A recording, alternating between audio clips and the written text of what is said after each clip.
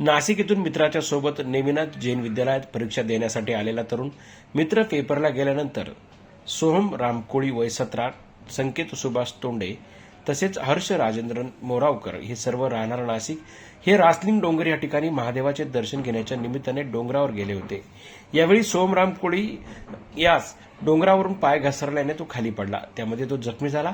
त्याच्यासोबत असलेल्या 2 मित्रांनी आरडाओरड केली। यावेळी ही आरडाओरड ऐकून शेजारी शेतात काम करणारे एकलव्य नगर येथील बारकू गांगुडे, राजू सोनवणे, दीपक जाधव, विजू नवरे, रवी गांगुडे, रिजवान शाह, प्रवीण गांगुडे, कृष्ण पवार, बाळा गांगुडे, ज्ञानेश्वर गांगुडे, भैया गांगुडे, राहुल पवार, जाहीर माळी, साहेबराव वाघ, सुनील मोरे यांचं पोलीस मित्र आदिवासी ग्रुप एकलव्य नगर लेडीहट्टी यांनी पोलीस ठाण्याला फोनद्वारे खबर दिली आणि जखमी तरुणास डोंगरावरून उचलून खाली आणले।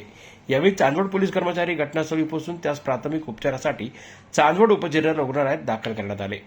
डॉक्टरांनी तपासून त्याचा उजवा पाय फ्रॅक्चर असल्याचे सांगितले। त्यास पुढील उपचारासाठी नाशिक येथे पाठवण्यात आले। तर या घटनेमुळे चांदवड परिसरात मोठे डोंगर असून त्या ठिकाणी रस्त्यांची नीट अशी माहिती नसल्याकारणाने येणारे पर्यटक भाविकांना अशा प्रसंगांना सामोरे जावे लागते। त्याऐवजी त्यांनी संबंधित विभागाची माहिती घेऊनच सदर डोंगराकडे कूच करावी, म्हणजे अशा घटना घडणार नाहीत, असे आवाहन चांदवड पोलीस ठाण्याच्या वतीने करण्यात आले।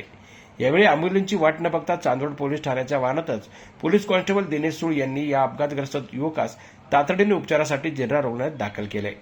जनजागर मराठीसाठी संजय जाधव, चांदवड।